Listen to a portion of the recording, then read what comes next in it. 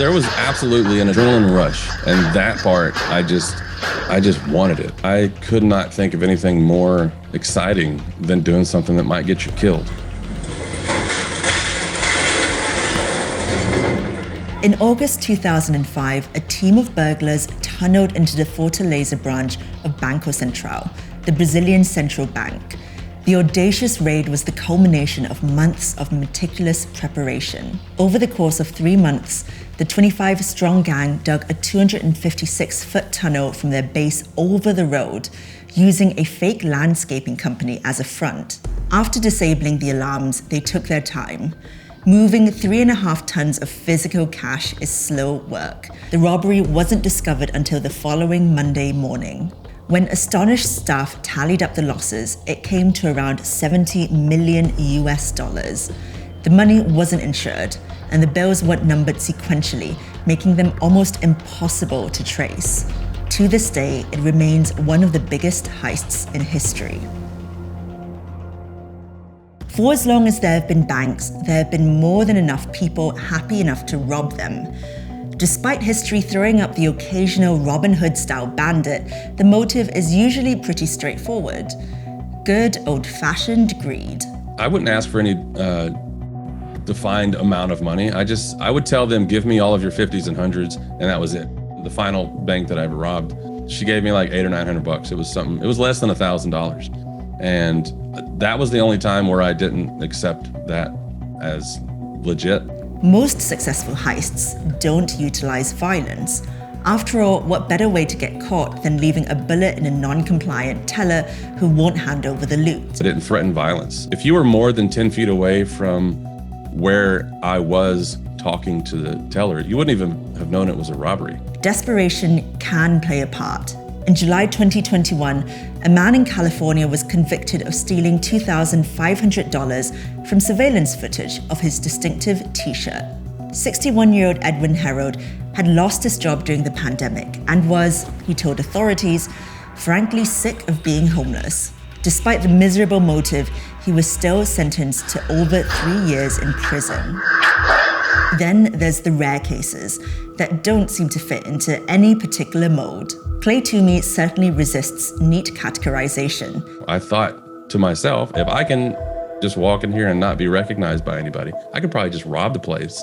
In 2005, the then 26-year-old Texan went on an unusual solo bank robbing spree. That was the gateway drug into bank robbery for me when I realized bank security is terrible. No violence or accomplices, just an envelope politely asking the teller to hand over their 50s and 100s. I had a note that said 3 very plainly, succinctly written lines. Give me your 50s and 100s. This is not a joke. I'm not going to hurt you. It sounds simple. It sounds like there's got to be more to it than that. But there's really not anything else to it. Toomey's story speaks to a wider truth about bank robbery. It is, in some ways, an equal opportunities profession. All you really need is a cast iron self-belief. And there's another crucial thing to remember. It doesn't seem to matter how ballsy or experienced you are. The likelihood of getting caught remains pretty high. Take the infamous Hatton Gardens heist in April 2015, when a team of geriatric cons got away with an estimated £14 million in cash and jewelry from London's Diamond District. The heist itself was expertly planned and executed. After all, these were career robbers. Their downfall wasn't the job itself. Though they didn't leave any fingerprints at the scene, their digital footprint was laughably well-defined. On arrest, one of the robbers was found to have Googled drilling online and even had a copy of Forensics for Dummies at home.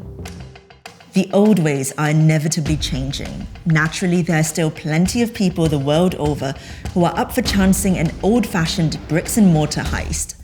But a younger generation of criminals are attempting to take bank robbery online with varying success. Bank robbery will eventually not even be a thing in terms of walking into a bank and taking money. In 2016, a shadowy group of North Korean hackers known as the Lazarus Group came within minutes of a spectacular $1 billion windfall from the Bangladeshi National Bank without a single boot on the ground. this hacking group is not just hacking and stealing money, but stealing money on behalf of the North Korean regime. It later transpired the group had been lurking inside the bank's computer systems for a year prior to the big day.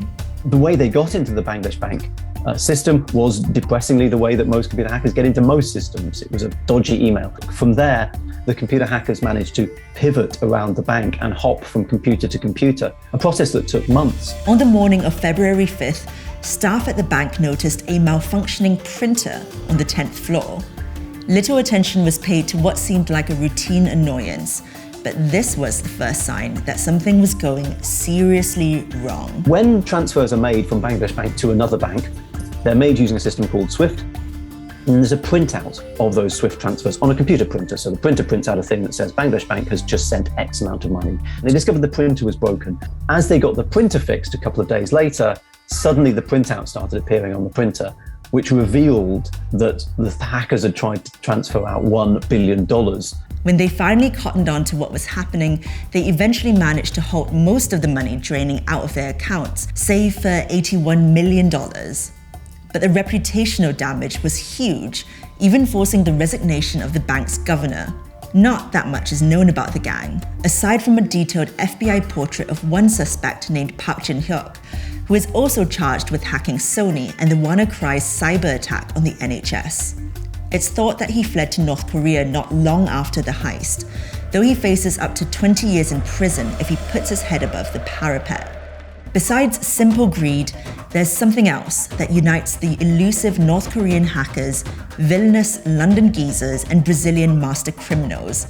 In all three instances, law enforcement has never been able to recover the full amount of plunder. On the surface, that might even sound like a success story, yet the Hatton Gardens ringleaders are dead or in prison. Park Jin-hyuk is a fugitive, and even the architects of the Banco Central heist have experienced decidedly mixed fortunes. Of the 25 alleged gang members, several remain unaccounted for, having disappeared into the shadows to enjoy their ill-gotten gains. Others are serving lengthy jail sentences or have been kidnapped, murdered, and tortured. Bank robbery is not a profitable industry. Don't do it. If that's what your motivation is, it's not going to work. Fun fact, you have to pay all that money back. Whatever the cash windfall, it doesn't seem like much of a reward for a lifetime of looking over your shoulder.